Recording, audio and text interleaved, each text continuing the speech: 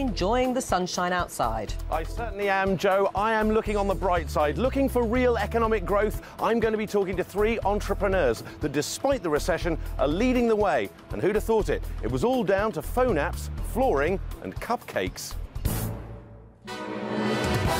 The government wants to build its way out of recession. Labour thinks a wealth tax might do the trick, but believe it or not, some businesses are doing very well indeed already. Giles is on the green, in the sunshine. Joe, it has to be said, you and I spend so much of our time trying to get out of politicians who think they know how to generate growth in this country, that we should spend some time talking to some people who actually know the secret of growth because they're growing their businesses. 3 entrepreneurs with me. I have with me Oli Christie, Tarek Malouf and Craig Anstey.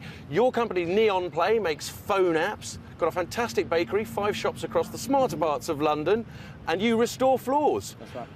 You started your business, Neon Play. What is it, 6 million downloads a year you're getting? You started this in the middle of a recession. Are you bonkers? Well, at the time it felt it was a bit scary, but we felt that the smartphone market was booming so quickly that it was actually, even though the economy was in downturn, the smartphone market was in upturn. And we've had 40 million downloads in 2.5 years, so it's been a great experience. What is the secret to setting something like that up? Was it the fact that you had experience of the industry, but you just hadn't done it yourself? Or was it that actually this is a country where entrepreneurism is fostered? I think you need an idea initially. Experience definitely helps because every experience is a good experience. And from then you just need to have the bravery and the courage to go forward, take your ideas, believe in your concept and push it through. So never mind courage to burgle houses, it's courage to set up on your own. Tarek, your business started before the recession kicked in, yes. But in some ways you're so busy baking cupcakes, it's almost recession what recession? How did that work for you?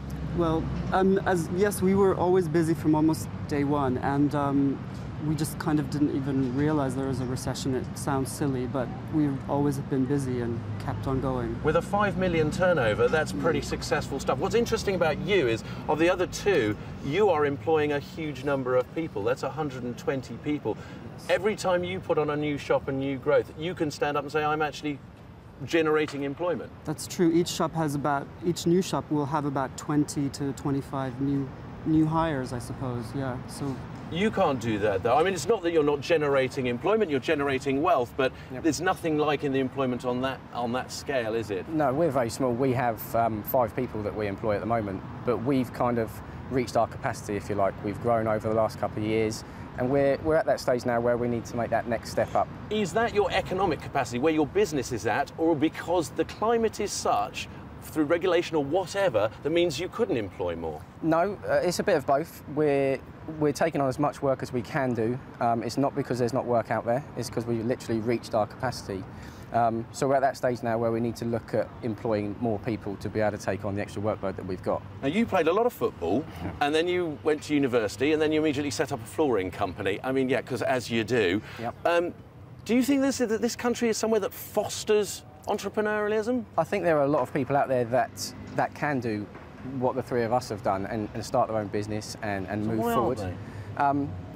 A lot of them, it is the risk, it's taking the risk, and it's also looking at ways in which they can get help in terms of the finance of starting a new business. Is that because we have created a climate where that risk is very dangerous and very real, or that we're by a natural British, we're fairly cautious? I think there's a little bit of concern there, and I think it's funding as well. It takes a lot of money sometimes to start a business. Some are lower investment, others are higher investment.